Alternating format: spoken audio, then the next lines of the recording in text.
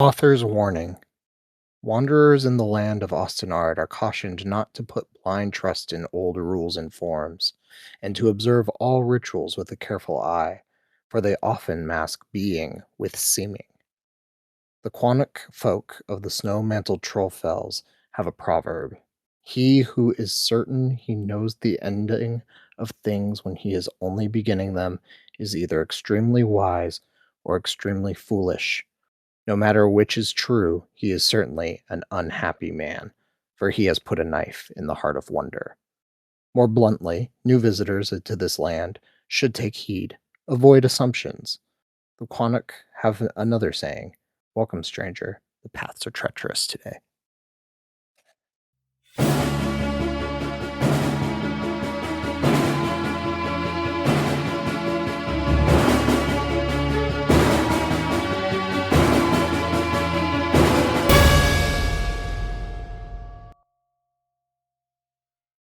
Welcome to the Legendarium Green Team. I'm Jingalls90, and with me today is Seeker. Hello. And today we are actually kind of flipping roles here. I think, Seek, this is the first time I'm hosting one of our dynamic duo podcasts. It is. It's also the Yeah, first time you're suggesting the book. but I'm suggesting the book. That's true. So today we're going to discuss the first book in the Memory, Sorrow, and Thorn trilogy, Dragonbone Chair by Tad Williams.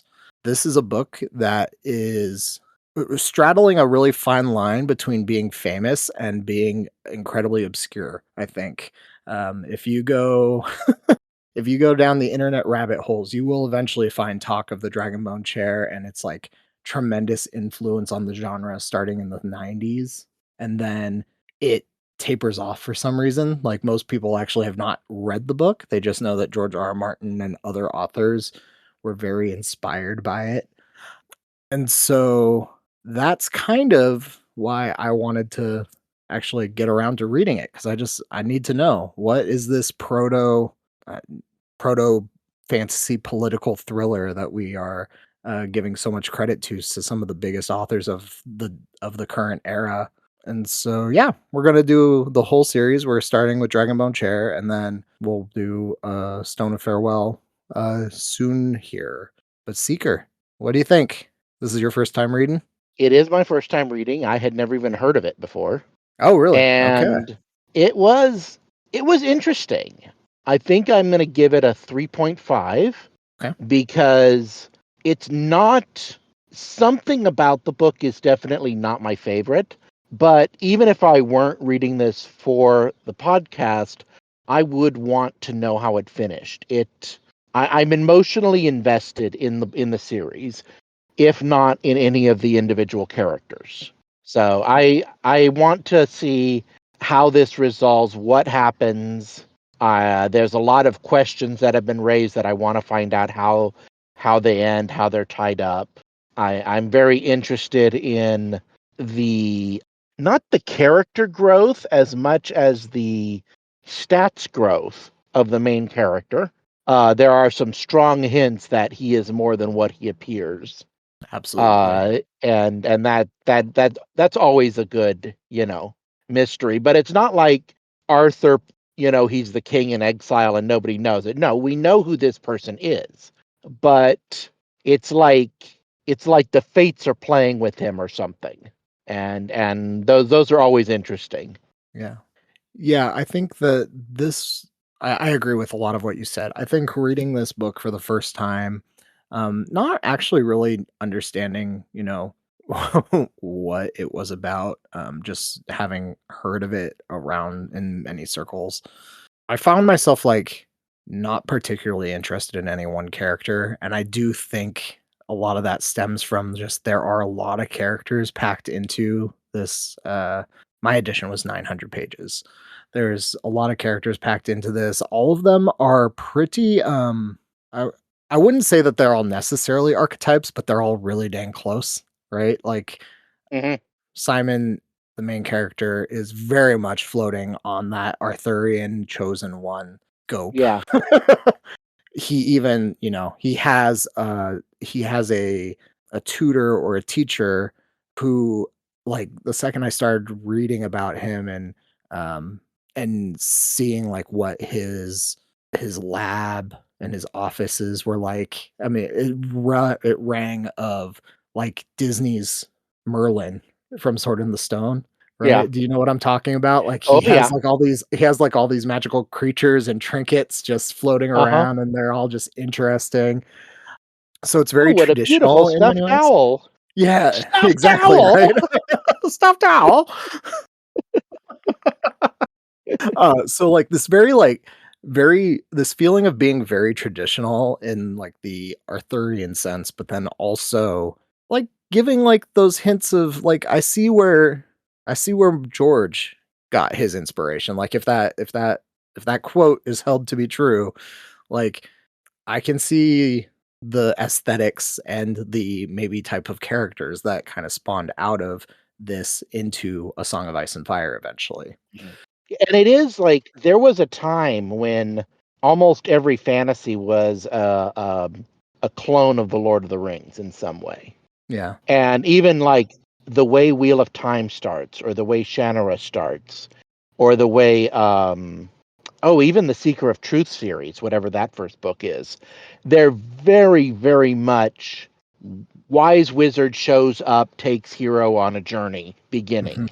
Yeah. And this I think is one of the first series of this era that I see really breaking with Mhm. uh Yeah. that kind of opening. Yeah.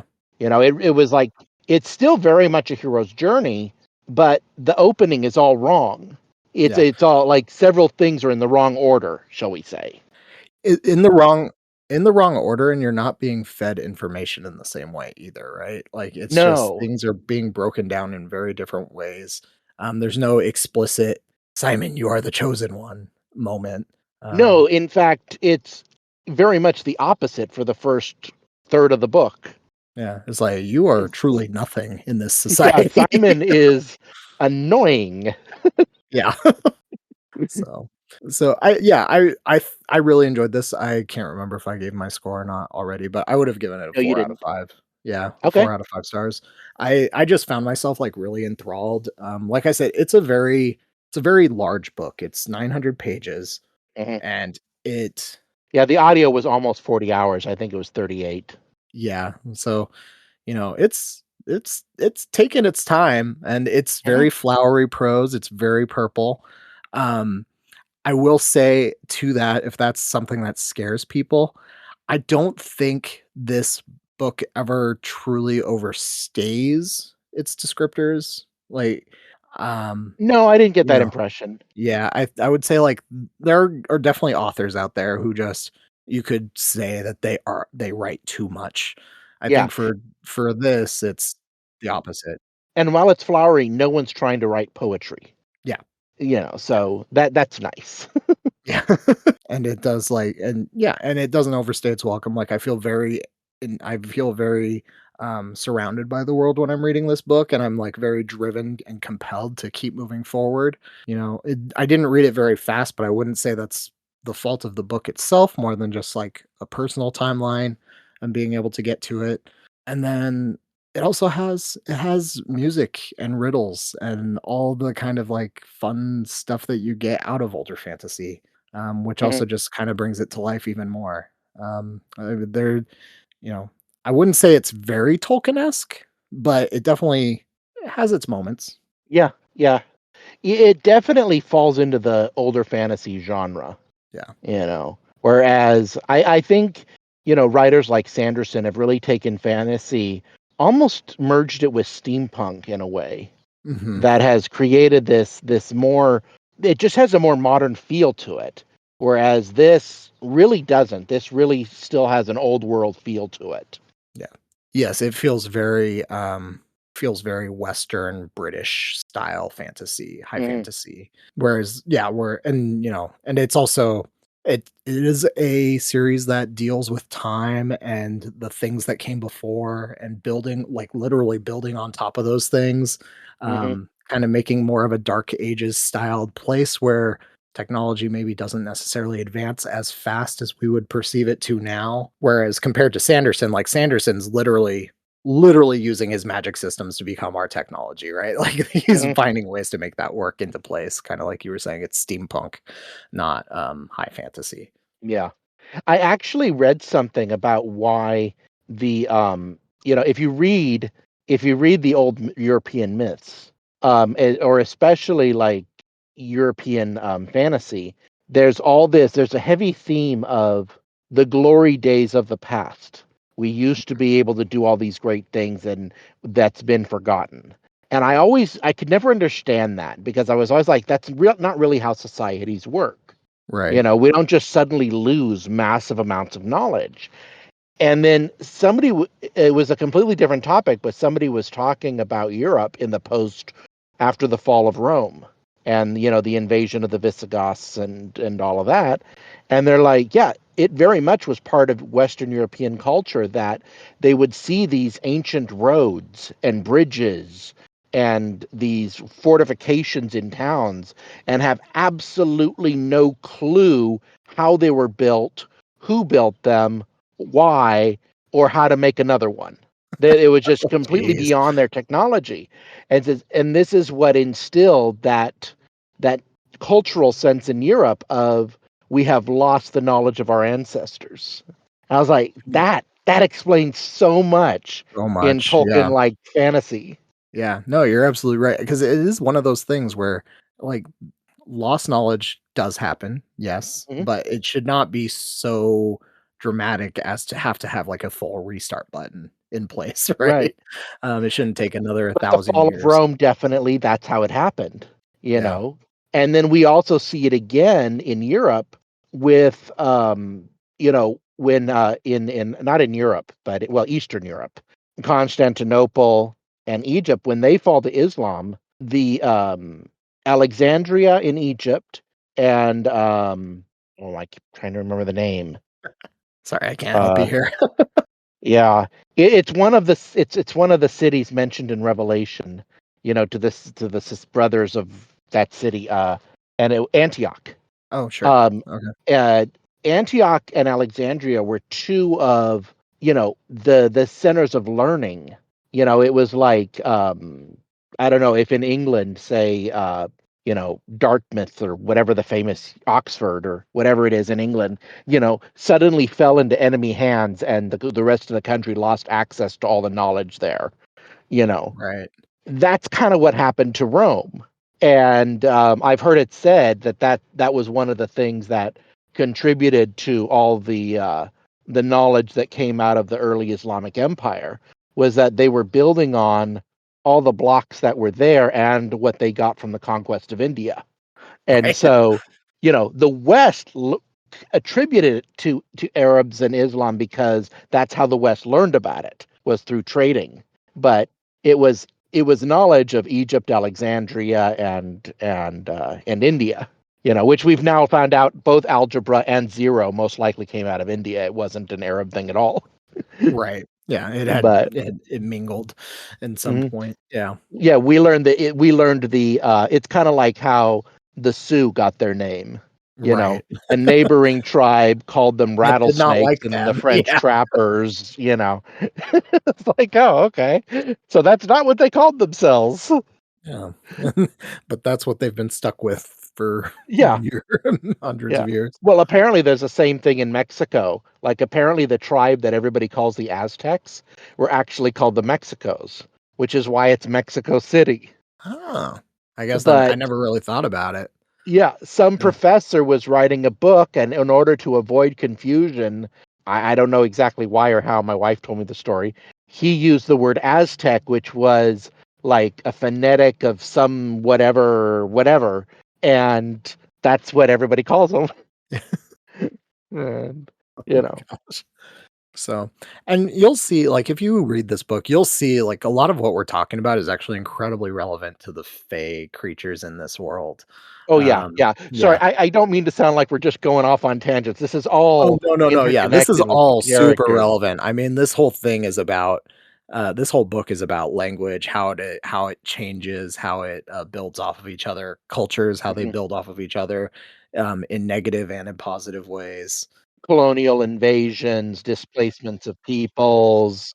It's all It's all here. in here. Yeah, it's all in here. Kinda to the point where, like, I like, one of the driving things moving me forward is I'm curious how Tad Williams does choose to tackle some of this stuff because the end of this book shows some pretty horrifying things, um, from people who were previously invaded, so I don't know. Mhm. There's some interesting build up there. Yeah. And one thing I don't know if I'm misreading it, but it almost seems like we're dealing with some version of the summer and winter fae. Mhm. It does sound like that to me. Yeah. You know, because Yeah. we have these magical creatures that I'm going to call the Fae, but they're actually called something else, which I'll get to when I do my recap. But you've got two different groups of them. Some that don't like humans but aren't evil, and another group that seems to have all the classic characteristics of dark or evil, evil Mhm. magical beings. I mean, I would almost go to the point of saying they're legitimate demons rather than fae themselves, but yeah. Depending on how you, yeah, that Yeah. that that could work. Yeah. Um, I don't think that's what Tad Williams is intending. I'm just kind of I some of the creatures when they come in, like, they are described with horns and wings and, Hmm. taller, a little bit more grotesque than the others, which is fascinating, but, Yeah. uh, All right. Shall we do the recap and get into I spoilers? I think we shall. I think just before we go too far, we both recommend this read, yeah? Yes, And I if you do. haven't Yes, read I this do. before, yeah, I okay. think this is a highly for anyone who really enjoys fantasy. I think this is a must. At least so far. We'll see how 2 and 3 do. Yeah, I agree. I think this is a really solid start to a trilogy, and I'm looking forward to seeing where it goes from here. So, all right, lead us into the spoilers. All right. In a world of kings, mages, and Scythie, a hyperactive page with zero attention span named Simon is assigned to apprentice with Morganes, a philosopher physician. When the old king dies, strange happenings haunt the castle. The new king and a mysterious red wizard named Priorities are engaged in hidden plots. Simon's carefree life comes crashing to an end when his mentor sacrifices himself in a fiery conflagration to help Simon and Prince Joshua escape the palace. Aimlessly, Simon wanders, witnessing mysterious happenings. He also befriends a troll, rescues a sizzy, rescues a girl, meets an owl lady, is hunted by hounds, before being rescued by Prince Joshua and brought to his seat of government in exile. Only the recovery of two legendary magic swords can save the day. If our heroes fall in their quest, the Dark City may wreak a terrible vengeance. And there's a princess showing up from time to time doing weird things. Doing very, yeah, doing who knows what. Excellent. You did a great job of condensing that entire book. It's so good. I got through that whole thing and then realized I'd barely mentioned the princess at all. I mean, she's there, but I mean, she she is really there. does She's nothing. there for like half the book, but then she decides to disappear when she doesn't get the results she wants. Yeah, but the only Um, thing she does is antagonize Simon. yeah. Okay. All right. It's because she loves him. Well, I don't know about that. I know he thinks Yeah. he loves her. Yeah. If he No. can pull himself away from being angry at the fact that he didn't know she was a princess and he feels like an idiot. I will say the author did a great job writing a hyperactive, ADHD, lovesick teenage boy. He really did. I Like, think good God. I really love the way Simon is just portrayed in this book in general. As far as like just how ignorant and dumb he actually is. Oh, Like yeah. he's not a stupid person. He just doesn't know a lot. No. Um But and he s- thinks he does, and he thinks he knows what's important, or at least yeah, what's interesting to him. yeah. And it's like, And then it's intermixed with like these moments of I have to consider, where is my place in life? Is it like this butterfly? You know? uh-huh. Yeah, yeah. We've Or got is it like the existential dog? crisis, teenage existential crisis happening Yeah. in the Yeah. middle of real life crisis is happening right now. Yeah. So meanwhile, people around him are literally talking about anarchy and, undermining well, not even undermining. Joshua has no desire to take the throne from his brother, but his brother really thinks he does. And so that does lead to conspiracy just because they're like, how do we manage this imbalanced guy? Yeah. Like, How do I stay alive when my brother refuses to believe I don't want his throne? yeah. It's like, I do not want to play. Thank you. I'm happy in my Yeah. keep. Um, so okay, but let's back up. Let's go to the very beginning of this book because I think Mhm. there's a lot of really fun stuff happening in the first part that actually plays off really well in the second part. Or Mm. sorry, in the third part. The second Okay. part of this book I think is probably for me the weakest. I think that's where it really fell for me. It's the travel The time. traveling? Yeah. Yeah. Um I really like Necessary, but Benedict. definitely travel time. Yeah. Definitely filling in a positive way, it is very much filling this world, like, I love that we get Mhm. to see, Well, a it's witch like the necessary Baba because we Yaga. meet yeah, yeah. We get character growth and we get a lot of world building in the traveling, Yes. which I'm sure will come in useful in the next books.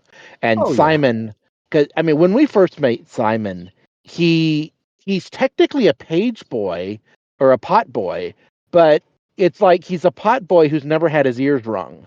Mhm. He has no real sense of duty or consequence to the point that the princess later tells him how his life was so wonderful because he was allowed to just wander the castle, do whatever he Yeah. wanted. He had all the freedom in the world, he was unobserved, except Hmm. for by Rachel and Morganus. Yeah, who he calls the Dragon Lady. Yeah, You the know, evil because lady who makes me do because she stuff. yelled at him for ruining his pants and not doing the very few chores she gave him to do. Yeah. Yeah, he'd rather climb a tree and rescue a nest of birds. It's Yeah. like, okay. Or he'd like to find a way into the throne room and go around the guards, and then when the guards learn of his secret way, is like, "Oh, well, I better not use that way again. Good thing I have this other secret passage that I can go Huh. through." Just just completely unbound in every way within this space, like, restricted, Yet sure, still he's not. constantly feeling sorry for himself because he Yeah. doesn't have enough freedom. Yeah, but he has all the Yeah. freedom, Mhm. and, like, he really I think what I like about I think there's a lot of indicators that he is going to be king ultimately. Like, for one, and this kinda is jumping from the beginning to the end, he touches the Dragonbone Chair, which is the skull of, King Prester John's first nemesis, the dragon that made him king, right? He killed this dragon and he Okay. became king. At the end of this book, Simon kills a Mhm. dragon and gets marked for it, right? Yeah. I mean, Yeah. that's some incredible foreshadowing that's built on And 900 I couldn't pages figure ago. out if that's a real dragon or if it's, oh, what is it? The dragon that eats his own tail, the world dragon or the Oh, dragon of time? um, Yi not Yggdrasil, that's the tree, right? Yeah, I think so. What's the world dragon? Sorry, just gonna look this up really quick because that's bothering me. Yeah. Jormungandr. Jörmungandr, okay. Yeah. There are hints that the dragon isn't just a dragon, it's also like an incarnation of Jörmungandr or something, and we kinda Mhm. see that when Simon makes contact with it. He has visions and, you know, of past or other places or whatever. It was a very confusing ending. Yes, it was. It leaves a lot to be a lot open for the next book, which I appreciate, Mhm. but, But anyway, let's you get know back to the beginning. yeah, let's go get back to the beginning because he does these things where, no one really cares that he exists. I mean, Mhm, he's not planned out to be a person that's involved. The only interaction that he has with Pyrates before everything goes down is that he watches Pyrates kill a dog, which is an incredibly sad moment, a really tragic moment, but even in that moment, Simon's like, "This is what this man views of me as I am a dog that can be buckled under his shoe and no one's gonna bat an eye," right? And he discovers that there's even a conspiracy to be had because he's just wandering in the dungeons because no one cares that he's in the dungeons for some reason. Mhm. Well, they would care if they knew he was there, but Yeah. nobody's watching him or making sure he's doing what he's supposed to be doing. So, and it's like every time he gets in trouble, they just scold him and give him a treat. Yeah. It's like, enough with you. Goodbye. Uh-huh. Yeah. Like, no, no, now go, be useless somewhere else. Here's a broom. Yeah. So so that's where like the first thing about Simon that I really enjoy is by the time that he is set off on his own, I think it becomes very clear like just how much he's been kind of pampered in a way by Mhm. being unobserved and by being just this child that two people are trying that's it's not their kid. They're just trying to do what they can for the kid. And it's Yeah. not much because they have far bigger things to deal with. Right. And they haven't actually made him part of the castle servant life. It's like Yeah. they give him jobs, but they don't take it seriously. He doesn't actually have to work as hard as everyone else. And it's kind of odd. Everyone who runs this castle and cleans it, they're all women. Mhm. It's like there is, and just the fact that he's male means that he doesn't fit in with the cleaning staff because they're all women. And it's like, yeah, it's an unsaid assumption that men don't really do cleaning, but since Simon's there, let's give him some cleaning to do. And he can't join the guard because of other reasons, and he can't do anything that, a man would be expected to do. And he's an orphan, so he doesn't have parents to tell him or teach him a trade. So he's just kind of there. Yeah. And, you know, the women find him amusing and annoying and try their best to keep him out of trouble. And that's about it. Yeah. And Morganese is out here trying to teach him a thing or two about the world, and he's not listening because he's hyperactive, right? Right. So, Yeah, unless it's uh, an adventure story with lots of battles, he's like, wondering what color the bees become when they eat whatever flower or something. It's just yeah, like, oh Lord, what are clouds made of? Yeah. that's what there's this paramount thing happening where Prester John is dead, and he's just like paying attention to, yeah, another insect on the Hmm. ground. So yeah, I Simon is I like him because he's a different type of chosen one character. I am not necessarily a huge fan of him as a person. The But same, the yeah, same. yeah, Yeah, yeah. I like it because I really don't know what's going to happen. yeah. I think the unexpected path that we are taking is maybe something that I appreciate more about him Mhm. than anything else. Yeah. And then his first encounter with the the dark elves, we'll call them, Yeah, when he's hallucinating from, traveling by himself and being starving and, barely conscious and, he sees this interaction between the dark elves and the prince and uh the evil wizard, the red wizard. It's like he doesn't even know if it's real or a dream or that whole scene was done very well, I it thought. was done. I yeah, this yeah, kind of the panic that he starts feeling because he's Hmm. like truly alone for the first time. It's completely dark. It's within an area that he has never been before. And all in the meantime, we're getting these amazing descriptions of like just what must have been the coolest looking castle. Yeah. um I mean, Well, but he yeah, just spends almost like an entire day wandering through tunnels in the dark trying to find his way out. yeah. It's And just I thought that all that description was done very well. I thought so, and all the voices in the dark that he can't quite tell, and it turns out Miriamel was one of them, apparently. So I can't okay. I cannot really tell. I had a hard time tracking when Miriamel came in and out of this story prior to her reveal at the end of the book. Does that make Like, I'm sense? confused who she is. Miriamel is, Elias's daughter. She's the one who uses the boy's name Malachias, and then Okay. she's the princess that's doing funny stuff that you're talking Okay. about. Yeah. Okay. Right. So, we do see her early on with her head shaved already, so she's clearly Right. already planning to leave, and then at some point, I think I don't have it noted, which is bothersome, but I think at some point she acknowledges that she saw Simon in the darkness in the tunnels and was saying his name, which added to his, like, fugue state that he was in, right? Yeah, I remember she said she saw him somewhere, and Yeah, he's, like, trying to figure out where, and he's like, "No, I found you later," or something like yeah, that, but, yeah, they may have both been in the tunnels, I'm not sure. with the Seethy whispers. Or she Yeah, was in the because I mean, graveyard. he I was can't remember. hallucinating bad, Yeah, like, really bad. and he's got this whole, the whole, moon calf, I'm worthless, monologue going on in his head constantly, Mhm. you know? Just breaking him down. Um, and and comes out of the madness by seeing a bunch of, stark Seethy and a demon, Uh-huh. and And, like, that's Elias. not gonna help. Yeah. And Oh, then, I man. mean, I didn't realize it, but they magicked him. I didn't realize it initially, but I think they magicked him. I don't think it was just, PTSD memory loss. I think Yeah. he got hit in some kind of spell of forgetting that was Yep. just cast in his general direction. Yeah. Yeah, I think you're right. I think he did get, I think he did lose a little bit of his memory unintentionally there. Oh, well, he definitely did. The question is, was it the trauma or was it the a spell of some kind? Yeah. Yeah. So, but it's a really cool. That entire setup is amazing. I really enjoyed.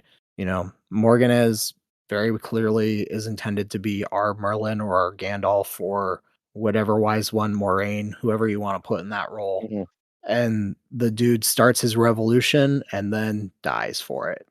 So far, mhm. maybe we'll see what comes the I don't think he's coming next round. back, I don't think but he is either. I think that would be very cheap.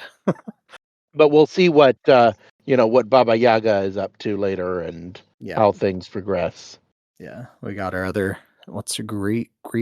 I love Grail? that when Simon, steps out of the house and trips over a tree root that looks like a bird's claw, Yep. and it's like, "Oh, this is the lady who lives in the walking house." Yep. Yeah, I just love the way that this book just incorporates, actual fairy tale creatures, actual Oh, fantasy yeah. from Yeah, from very much Europe. so. It's just so much fun. Because what is it?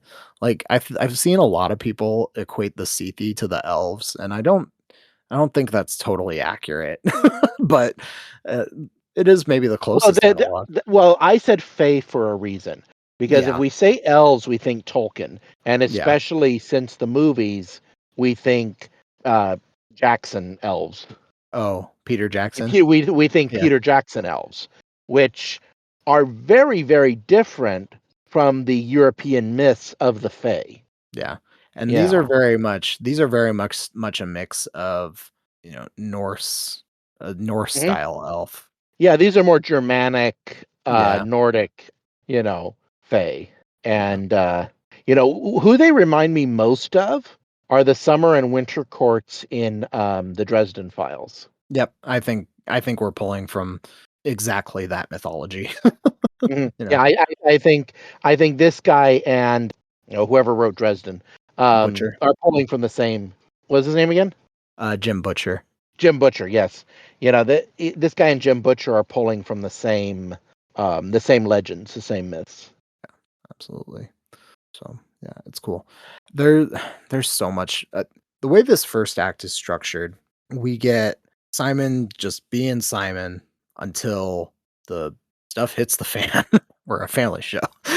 um, when the stuff hits the fan, Yeah. he starts getting I once heard that described as when the fecal matter impacts the wind generating device.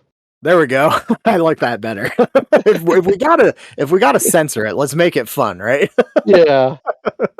Um, but he gets so much information thrown at him, and really, like, there are some political things given to us earlier on, but then he starts getting more as he gets more further into the conflict.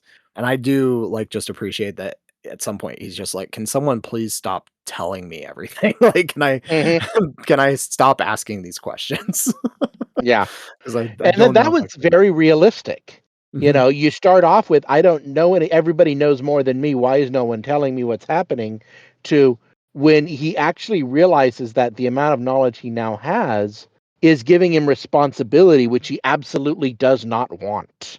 And he's just like retreating from the world. "No, don't tell me stuff. I don't wanna know, I don't wanna be responsible, I don't wanna be in charge of anything," you Yep. know? And the whole, survivor's guilt thing at the end, he starts getting that as well, and it's all mixed in, you Yeah. know? Yeah, it's Uh, I mean, especially 'cause sorry, dude, you're now the holder of one of 3 magical swords. uh-huh. That you're gonna have to deal with the responsibility that Yeah, comes with and it that. because it's a magical sword, you know, he who pulleth out this sword from this stone and anvil, Yep. you And know, I don't think he'll be and king of England, but he's definitely marked for important things. yeah. Well, it's also got that "if he be worthy," right, Mhm. shall have the Yep. power of, because it's kind of interesting, like, the sword actively "I decides to have let the power." Yeah. He-Man. But, we have a sword that actively chooses to go with him, like, it lets Mhm. other people carry it when he's passed out because it wants to stay with him. Like, Yeah. which is interesting. Yeah, we have a sentience magic sword. Yeah. It's like, that guy ain't losing that sword anytime soon. It's here to stay until he's the one Yeah, and I sitting in love the that Dragonbone description at chair. the end where he says, "It felt like the sword was wielding me." Yep. Like, okay, it's one of those. Yeah. Well, and not too surprising, right? It does the action that it's best known. Well, no, Thorn was held by one of the guards, not by Prester himself. So, Mhm. but it still mimics the action that Prester took to kill um Ishurikai. That's such a cool name. Ishurikai, the dragon. Mhm.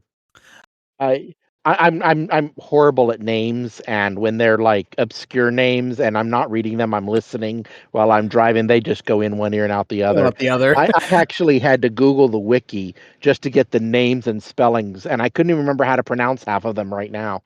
Yeah. Uh, Even though you heard him like 100 times. uh-huh. All right. Honestly, they're names that I'm not gonna remember in 3 months after we finish this series. I'm gonna be like, the guy, Yeah. the fire Uh-huh. priest guy. Yeah. Yeah, we got the red wizard, you know yeah, Uh, exactly. so, Simon is the easiest because his name sounds normal. yeah.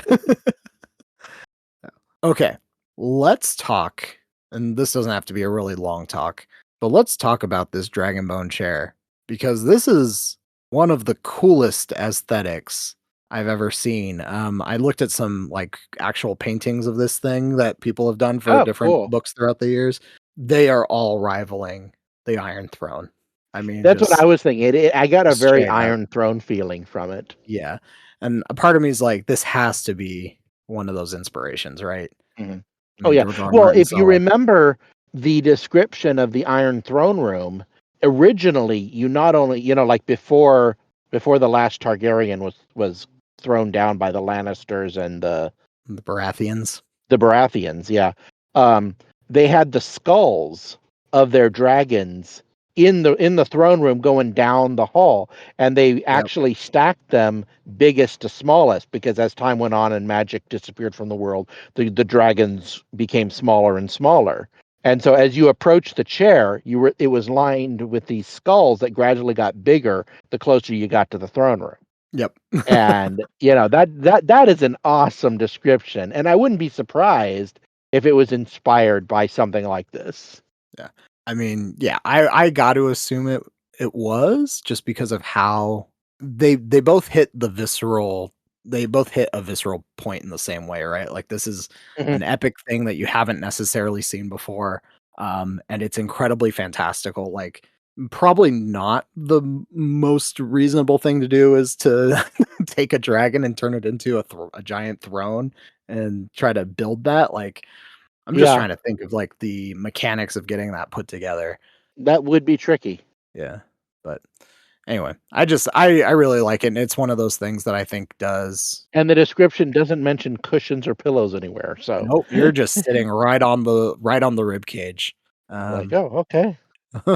if you insist. I was trying to look up, but that does kinda lead me more into, like, what some of the things that I do see kind of repeating here that eventually will show up in A Song of Ice and Fire as well. Looking at, like a king that is easily manipulated by a religious icon or um, a Religious figure. religious leader, yeah, figure. Yeah.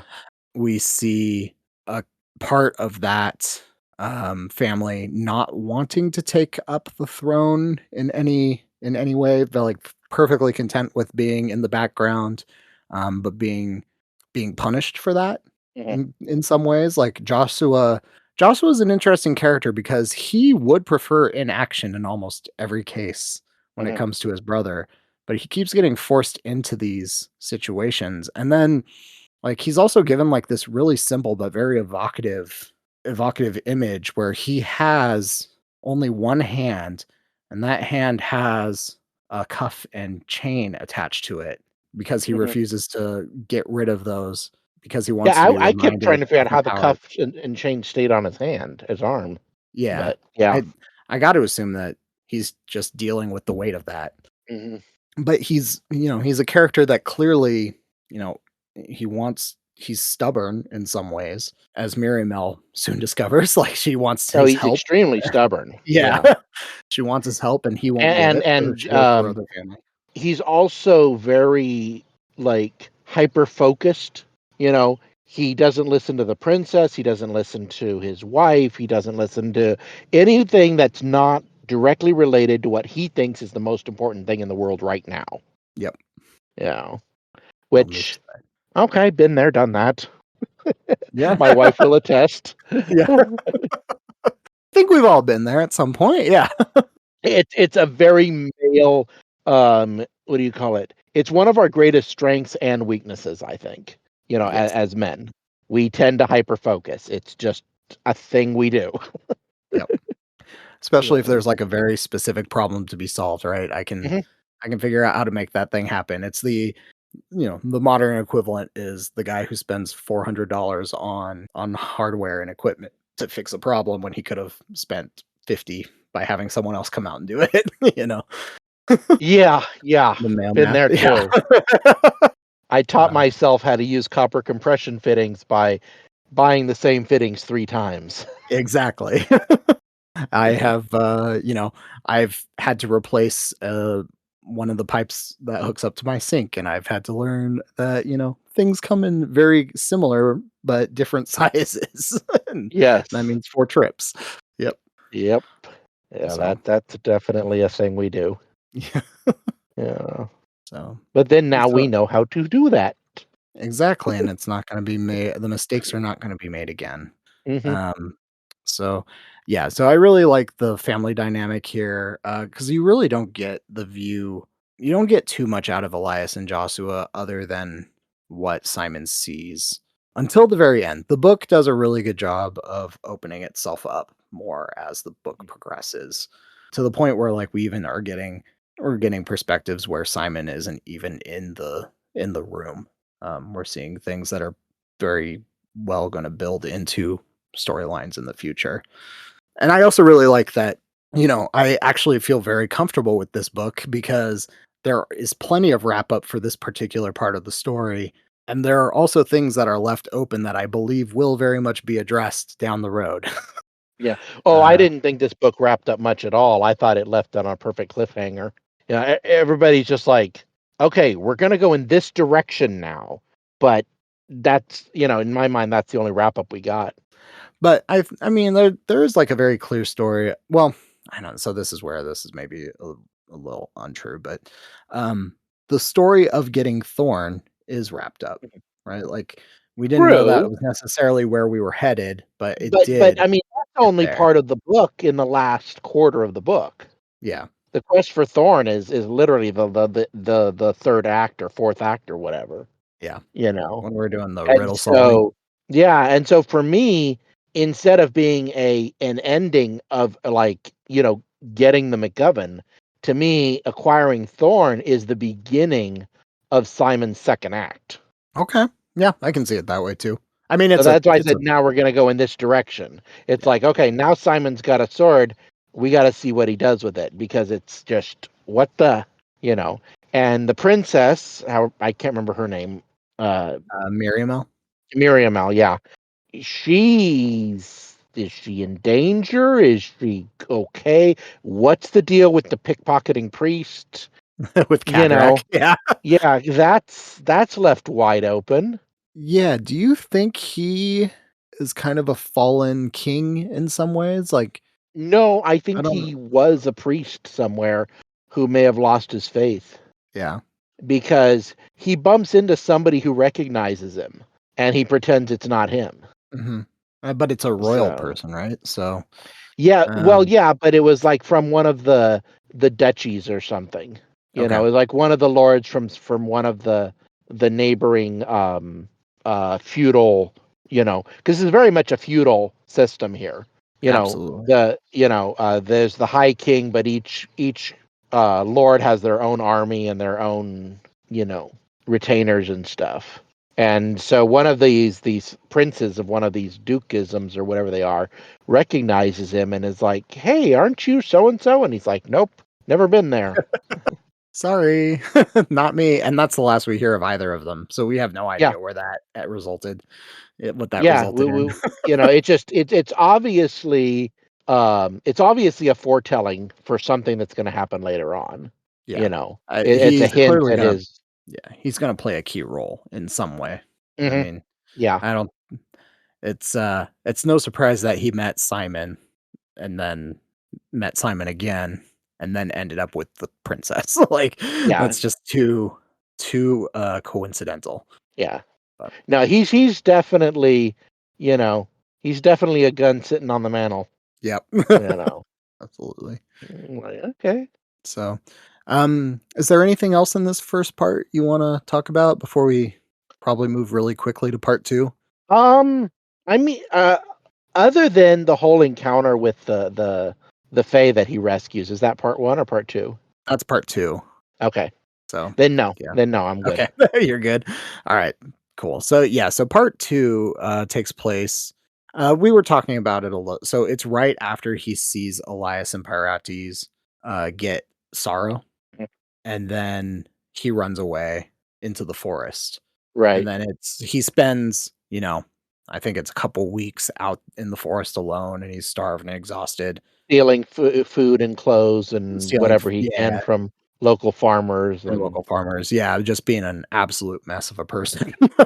and You kind know? of wandering aimlessly. He doesn't really seem to have a direction he wants to go. No, I think he generally knows that he wants to find Joshua, but he doesn't really know what that entails. Like, he doesn't Yeah, really know or any where idea where Joshua is really, yeah, because other than Joshua this location, but he doesn't know how to get there. yeah, because Joshua what's kinda funny to me is that he and Joshua didn't run into each other earlier, I guess because Joshua Well, don't forget, probably Joshua left at least half a day earlier and, may have had a horse or something for all we know, but definitely knew where he was going, knew where he was going, yeah, you know. so So Simon not only, starts several hours later, he's got no clue where he's going. So he's just wandering around. right, so, but that does mean eventually he runs into a trapped Sethi Hmm. and tries to save him. And we get this, really interesting chapter of Joshua having to having a culture war, or having a culture clash for the first time. Yeah. Because the Sethi is obviously incredibly untrusting of the fact that, or sorry, I said Joshua, I meant Simon. Simon is having a culture clash because it's the first time he's seeing a Sethi. The Sethi clearly doesn't trust him, and it causes tension between the two. Like Hmm. but the Sethi eventually concedes that he is just not in a good position. He's trapped. He can't get out, and so he does let Simon save him, Yeah. and we get our first token of gratitude, like a literal Hmm. I guess it's not a literal token, it's an arrow, but it's the whole Yeah. point is this is the honor of the Sethi. You have saved a Fae, and here's your reward. Right. And it also puts Simon in a weird position because the huntsman that was tracking the Sethi does show up, and he has to kill him. Hmm. I mean, it's just the only option. And then we get introduced to Binabik, who I think is Yeah, probably I my love favorite character of the Benevik. whole series. Yeah. Yes, definitely, Benevik, and I love his speech pattern. Yep. It's, Same. it's not Yoda-ish, but it's very much a distinctive, speech pattern, cuts out a lot of adjectives and stuff. It does.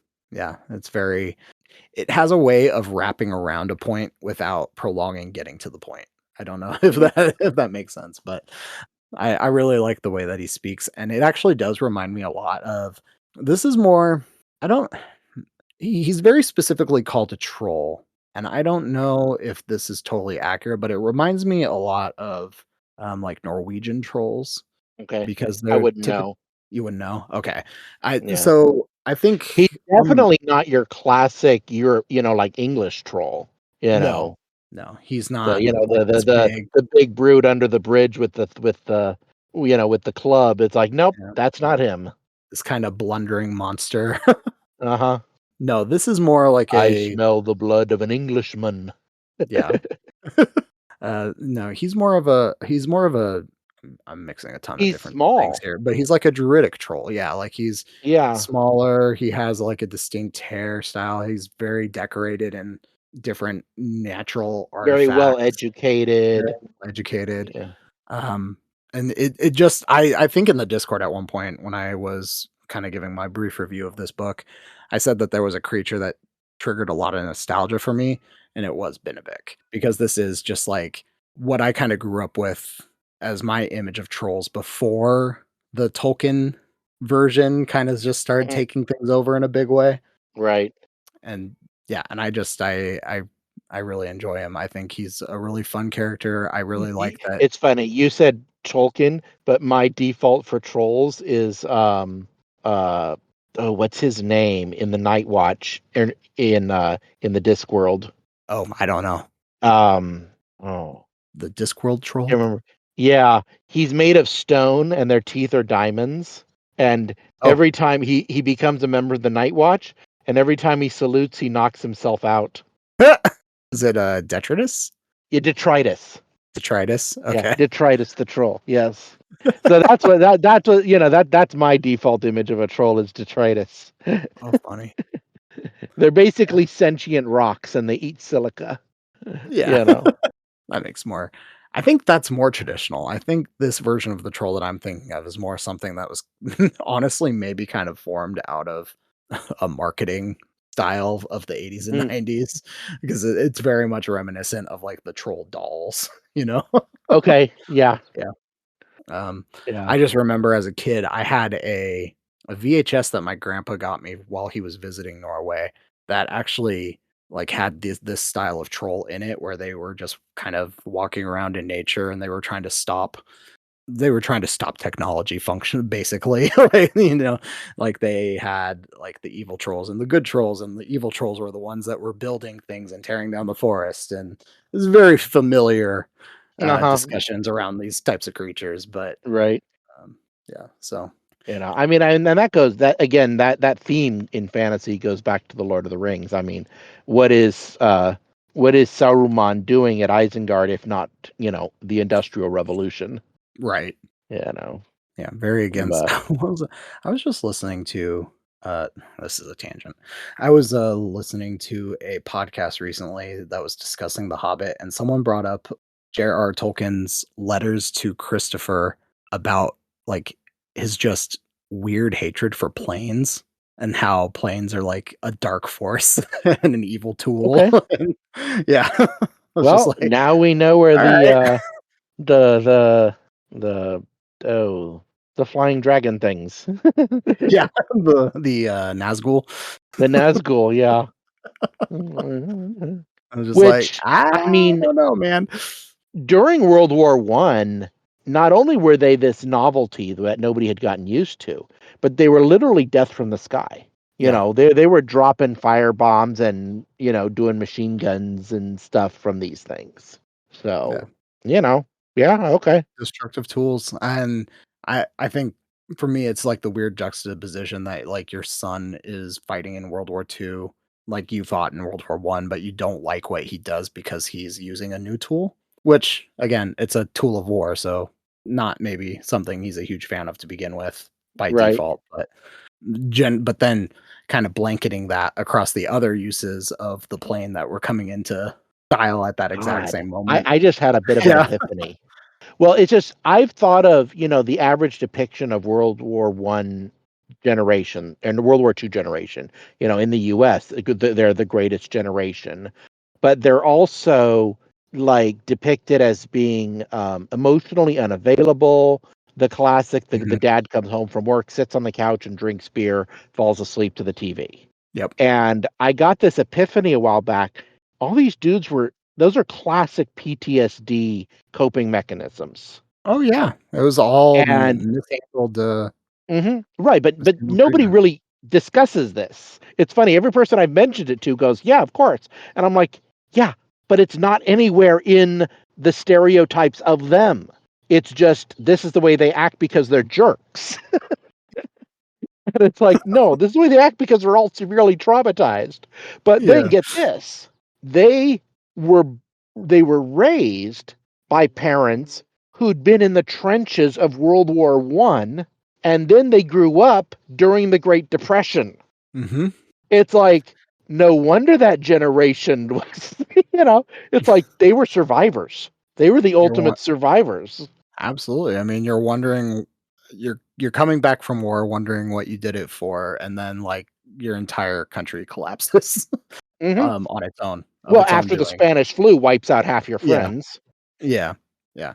And just a you know. miserable time to survive. Yeah, that Uh, generation went through hell, yeah. it's No, they like, absolutely did.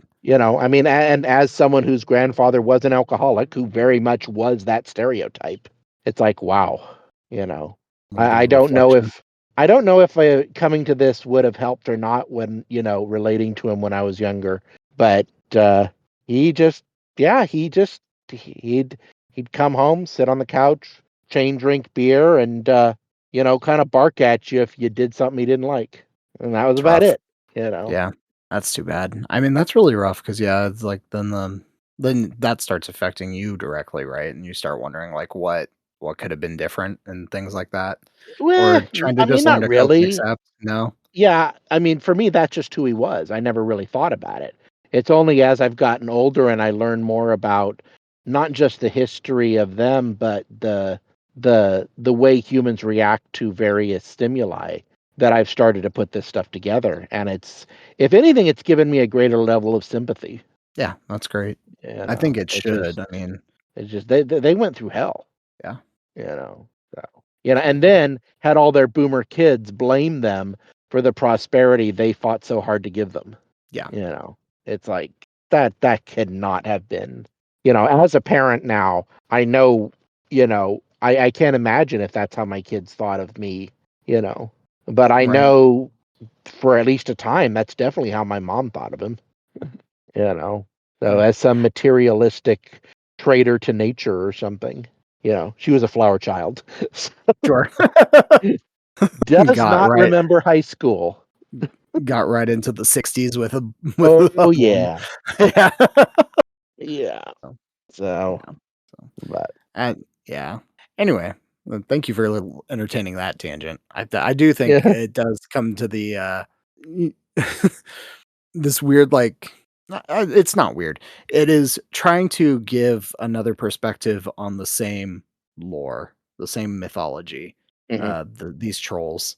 And I appreciate that we have these trolls existing outside of the can't think very well, can't exist in like outside very well.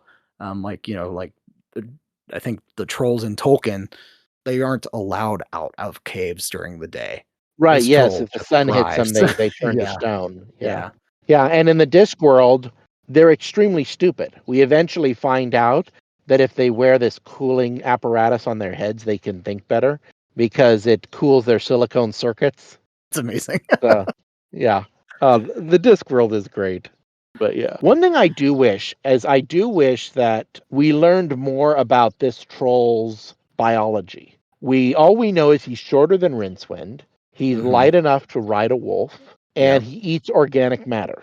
yep, But we really and we don't know know, like, are you a carbon-based life form? presumably if you Yeah. can eat rabbits, but you know, Well, we know he has some pretty good healing yes, magic he heals or better than healing humans, yeah, but we he don't know if heals that's better than most humans. biological or magical. No, we have no clue.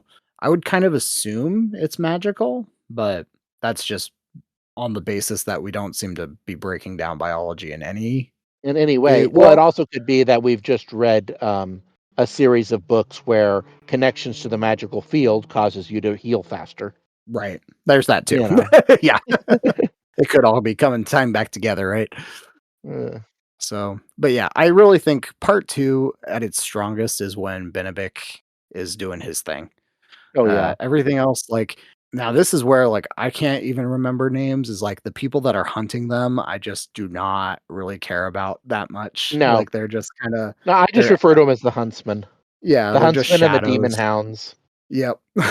Um, although the cliff edge fight was really cool, where they're hanging off the Yes, cliff uh and you huh, have to and they're, like, just watching the hounds fall over across the right, side while they're and trying to keep, Benedict jumps off with the rope, and yep, 3 or 4 of the little dogs go whoo, yep, take a off they long jump off a go. short pier. Yeah. So, that was really cool. And then this is also the time where, a servant girl named Malachias and a handmaid, uh, meet the party and join them on their way to Naglamund. And this is eventually revealed to be Miriamel. So, Yeah. um, again, all of this stuff is very much tying together. And then eventually, like even the thing that's set up here that we get in part 3 as we kind of move into that is let's see here, what's his name? Ingen. Ingen Jaeger. No. Yes. Ingen Jaeger is the name of the Sethi, right? That Simon Maybe. saved. That's another name that I do not remember at all. Yeah. Yeah. I'm pretty sure that's Yeah. I'm pretty sure But that's right, but someone can he's some correct kind of us. noble city. So it's like, what the Yeah. hell was he doing all that far south, wandering through the trees to get caught in a trap? That's kind of what I'm That'll be wondering. interesting. Yeah. Because it also sounds like what he did by giving the white arrow to Simon is very, very specific. Mhm. Like, Yeah, and that is essentially not unheard of. yeah. It's like, that's just not something Sethi do with Yeah, the other city humans. assumed that he had stolen it or something when he first presented it. Yeah. You know, And and it then was only Benevic's quick talking and the fact that he spoke Civi that stopped him from being thoroughly feathered. mhm. Yeah, so That does remind me. Do you think, Benebic's crimes that are kinda listed at the end here that he's sentenced for death, we don't know what he did, but do you think it's because he might be this intelligent? Do you think that maybe this is a unique thing about him as a troll? no, I think it's because he befriended a human Okay. and taught the human forbidden secrets of the trolls. Yeah. I mean, that's where my brain went. So Yeah. I mean, I you're guess right. for me, I'm kind of equating those to be kind of the same thing. Mm. Like, I think there is a choice that comes with being well read where maybe you start breaking down certain boundaries like this, and I think that's Well, kind I of mean, where Benedict stands. Yeah. traditionally, academics have a reputation for being horrible at keeping secrets. Yeah. I used to read a lot of Cold War spy novels, and one of the scenes that always amused me was when the CIA and KGB would attend these um, scientific conferences where the Russian and U.S., rather Soviet and U.S. scientists would get together and share permitted knowledge, whereas the purpose of the event was try to figure out how much the other side knew. And the Right. KGB and the CIA were there to try to stop their side from oversharing. And the whole theme was this is such a nightmare because none of these guys know how to keep a secret. And they all think that all knowledge should be shared. And, you know, No, please yeah. don't do that. Yeah. Yeah. I read a lot of Tom Clancy and similar books back in the day. Oh, yeah. No, I've made my way through the Jack Ryans, at least up until, Clancy actually passed away. Then I was not interested, but I'm not sure. The last one I read was, I think, like uh, something in Bear or something like that. It had to do with China, but oh, yeah. really, once the Cold War ended, which I don't know when Tom Clancy died, they just started getting more and more bizarre and Yeah. unrealistic and unconnected to anything actually happening in the world. And I was like, whatever. Yeah, I think the bear and the dragon is the one you're thinking of. I can't really Could remember what be. happens It in was that after one, but Ryan became president. yeah. Okay, so it was after the, no, I'm not gonna spoil a Jack Ryan book, but Yeah. yeah. So those are older, but yeah, this is one of those things that we're kinda left on a cliffhanger, like, I'm very curious what is gonna happen with Benedict Yeah. in Yquannik is the name of the village that he's in. Um, and I just kinda love the design of this part of the world because we've actually heard about a lot about this place leading up to this moment where they're actually in it, where, like, you Mm. have to have goats and the trolls have to ride the goats because it's the only way to get to different parts of their Right. society because Yet there's Benedict giant has a gaps in the wolf. mountains. Yep, a really cool wolf. Also Yeah. atypical of Benedict or of Yeah. wolves, we Yeah, learn. he was the first one in his tribe to ever tame a wolf. People thought it wasn't Mhm, possible. yeah, so a unique troll, our friend Mhm. Benedict. And I really love how he teaches Simon responsibility and morals and stuff. Yeah, and I think he's a really good teacher for Simon. I think there's a lot Yes. of really I don't think Benedict's gonna teach Simon anything different from what Morganez could have taught, but I think he's now willing to listen to Benedict, Yes. just out Yes, of absolutely. just off of growth and Yeah. development. Because we even have Simon and Benedict's trust kind of tested, um, midway through this book because Benedict does reveal eventually that it was not chance that he ran into Right, Simon, he'd that actually he is been very looking much for supposed to be Simon. there.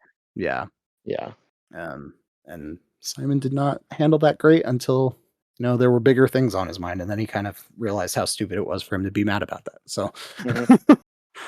okay, so we have I mean, it's the end of the book. This is where a lot of the lore dumping, like, really starts happening. Yeah. Like, we learn about the League of the Scroll, which is a really cool idea. We learn about the 3 swords, Manear, Sorrow, and Thorn, which I find hilarious that Manear is not just called Memory, but all the other 2 have their actual names on there. Um, and then we learn a lot more about Inaluki and his, like, Yeah, well, we learned the just entire how origin awful of this the Dark guy Fae and is. what happened, Yeah, yeah. and the Norns and how, pretty pretty horrible they are. I mean, these are functionally undead fae that can manipulate shadow to the point where they lay siege on Joshua's place, and we have this whole Troy thing play out where everyone has to run because there's just no Mhm. way that they're gonna be able to fight this siege, leaving a really all hope is lost situation going on here. Yeah. Yeah. I mean, which you But kinda get a foretelling of the moment you find out that most of the nails have been removed. It's like, yeah. "Okay, that's gonna fall." Yep. That's coming down. And we get a lot of, this is where I kind of struggle with this book too, is we have so many characters named for the first time. Well, some of them were introduced in the first part as kind of the people that would side with Joshua over Elias if push came to shove, and push did come to shove. So now they're here. But then we also learn about a ton of new people, and we see a lot of people die already, like Mhm. just flat out characters that you would have thought would probably make it at least through 2 books, possibly even all the way to the 3rd, they're just gone. Yeah, and they all died, like, chapters after they're introduced. Yeah.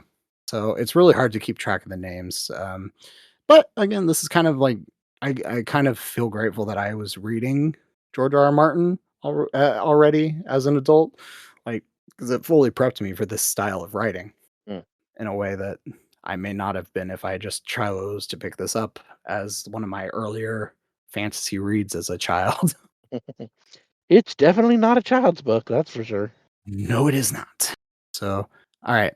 How do you feel about the Norns and Inaluki? Are these villains that interest you at all, or Not really. not really? Yeah. To me, I Okay. don't see I well, see, to me, what's interesting about a villain is what makes them tick, and the only thing that seems to drive the Norns is an insatiable, insane hatred for all things human. What I am Yeah. curious about is the mother, Okay. who she's the one who gave the huntsman his power, and Hmm. she seems to have some control over Inaluki. At one point, the elves or the Norns that are attacking say something about our allegiance is only to the mother or something like that. And so I'm very curious what that is and where it came from, and you know, because it does not seem to be, the same as the Fae. And at the end, when I believe it's who Joshua's brother, the king, goes to, like on the eve before the summer solstice, or not the summer solstice, but the summer equinox, and says, I've decided I'm going to ask for your help. And she's like, well, of course you are, but you sure cut it close. Yeah, you really chose to wait until you were just gonna lose. Mhm. Yeah. Until the last possible second. And what I don't understand is why he felt he was going to lose. It's like his generals were saying, we're in a perfect position. We can besiege the place. Everything's going to be fine. And he's like, we, it's like, no, it has to happen by this day. And we don't find out why. So I am very No. curious to find out why it had to happen, Yeah. why he had to take, and he's so obsessed with his daughter. So like, does the fact Mhm. that his daughter was not there, what does that mean to the story? How does that affect his plans? Because he was absolutely convinced his daughter was in the castle. Yeah. I think Uh, I am guessing on reread, if I do ever choose to reread this, I bet there is an answer somewhere in one of the many songs and riddles that we received, yeah, right? possible. And My I'm just not my only clue so far is that she might be needed as some kind of sacrifice, because in the people on the hill, that's what he wanted Joshua for, was to sacrifice him to get Thorn, and instead he sacrificed his uncle, right. um which was good enough, but beyond that we're not really told anything, and mostly he doesn't know anything because the red wizard is thinking to control him, to try to use him to get magic for himself somehow, or some kind of power for himself. And Right. so, you know, and it's obvious that sorrow is acting as some kind of drug and making like physiological changes, and you know, so I don't know. I Yeah, don't I know. don't I don't I don't think it's a stretch to guess at this point, right? That if Thorn has certain powers, Sorrow definitely has certain powers, and I'm Memory wondering if will undoubtedly sorrow have might might act as a gateway for the king to be possessed by whatever his name is, the by big bad Inaluki. Inaluki. I think that might be true. Um, only because I think it doesn't take much effort for Elias and Pyrates to get Sorrow, right? Like No, the Norn pretty much just hand it over. It's like, "Hey, yeah. you really should have this."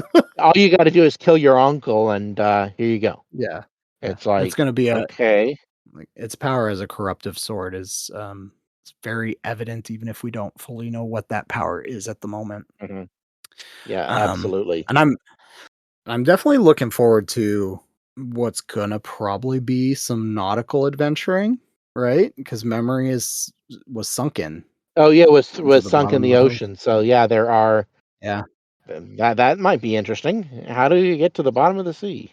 how to get to the bottom of the sea. Well, We wait, got no, I mean, no, we got a no, little no, no, no. That was a myth. Um, that was the myth of Thorn. But then they found it was like, no, it ended up going with this oh, you're guy right. in the ice, It was because actually found in a waterfall. memory, yeah, because memory is buried with Joshua's father, the old king. Oh, you're So right. because yeah, Yeah, the jester tried to give memory to the heir, and he dropped it and said it turned in his that's hand. right. Because he wasn't worthy of it. I And forgot then, about yeah, that. he ordered it to be buried with his father. Okay, so 2 of the swords are in Elias's hands technically, Yeah, or at least, yeah, it's within easier reach for him. yeah, within easier reach. Not that he ever will go after memory, because he's already angry at it, but he might. Yeah, He can definitely make it hard for them to get memory. yeah. You know, So, which I wondered when reading about the magic sword being buried with the old king. I don't know why, but I had a flashback to Dumbledore being married with the Elder Wand. the Deathly Hallows. Uh huh.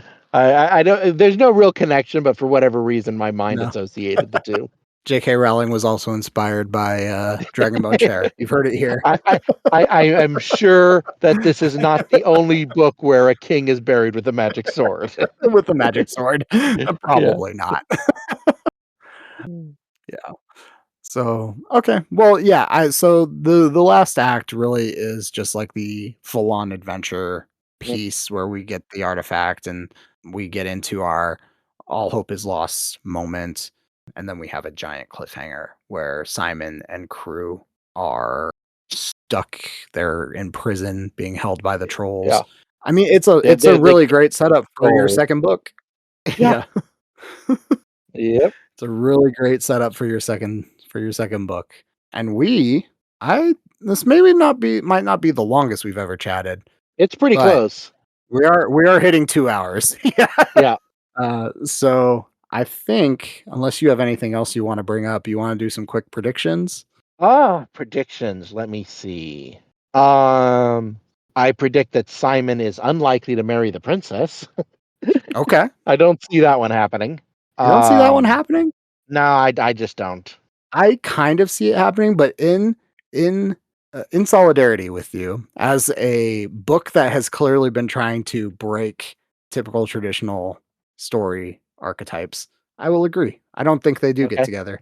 I Yeah. think Simon will turn out to be like a a a divine warrior of some kind, but I don't think he'll ever be king. I think Joshua will be king, and Yeah. Joshua will inherit memory, and Simon will be like his Prince Lancelot or whatever, um, and guard him with Thorn. I think Simon is going to become king. And the reason I think he is going to become king is because I think Simon might be um I think he might be part Sethi. Okay, Because in the story about his mother giving birth, she tries to give him a Sethi name, and that's it's true. Siamon. Yeah. And people start calling him Simon actually to disguise that fact Hmm. that she tried to give a Sethi name to him. So I do think that there is something to Simon that will be kind of a balancing power amongst all of the different groups, Okay. and that will make him a king. Interesting. I also yeah. Yeah, I think that's where I'm gonna keep that. I think there are reasons for Simon to actually be king over Joshua that, work narratively. So that's where All right. I'll end there. All right. And I predict that Monaluki or whatever his name is will not be destroyed, but um, will be somehow either bound or purified and be able to move on. Either he'll be Okay, bound and imprisoned to be a big bad later on in something else, or he'll be purified and be able to move on the way he was supposed to upon the death of however these the city do when they die. alright. Yeah, I like that prediction as well. I do know excuse me. I do know that there are, like, 6 other books in this series, but I don't know if they're sequels or prequels or how they tie into Memory, Sorrow, and Thorn at all, and I'm not really curious to know until we actually get through the series. So, Yeah. those will be Yeah, things let's that finish up the trilogy and then this is yeah. another first for us where neither of us have read the books. That's true. This is So, all totally new this is discussion, all so new for both of there's us. no hindsight or foresight into what's Nope. going on. And I am Um, not touching Discord. I'm not doing any research at all on this, mostly because I don't have time, but yeah, also just because it's, you know, I don't want spoilers. I want to encounter this all new, so. the same. I think this is a journey that I've really been looking forward to, and so far it's proven well worth taking. So, we'll see how I feel in 3,000 more pages, but I don't know if I told you this, but the second or the third book is so big that it is actually split into 2 books in my hardcover editions that I have. Oh, wow. We have to we have to Green Angel Tower: The Siege and to Green Angel Tower: The Storm. That is long. It's long, That is and they're both long. about 900 pages apiece. Yep. Holy cow. Yeah. Yeah. So we're So, talking, I good mean, luck on that that that reading that's journey. longer than Wind and Truth. Yeah.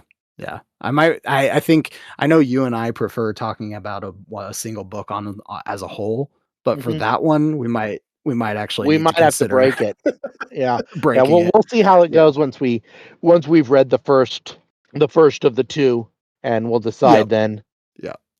See if it Uh, actually needs to be done that way. But, that also just tells me I'm looking forward to this book was packed with a lot of stuff, so I'm guessing that holds true for the other 2 as well.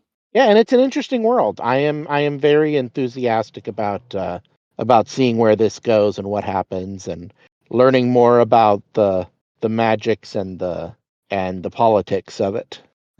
Alright. Well, Seeker, thank you for joining me on this one. I'm looking forward to number 2. This is Jingles for Seeker. I will see you next time. See you next time. Bye. Bye. That concludes our episode. Please like and subscribe. Leave us a comment on YouTube. Give us 5 stars and drop us a review on Spotify, iTunes, or any podcast app that allows reviews. You can find us on the Legendarium Discord. The invite link is on legendarium.com and in the show notes. Green Team of the Legendarium can be found on YouTube, Spotify, iTunes, and wherever great podcasts are heard. Thanks to Professor Craig for loaning us a little corner of your media empire. Shout out to Horizon Brave for starting it all. Music is Galactic Damages by Jingle Punks.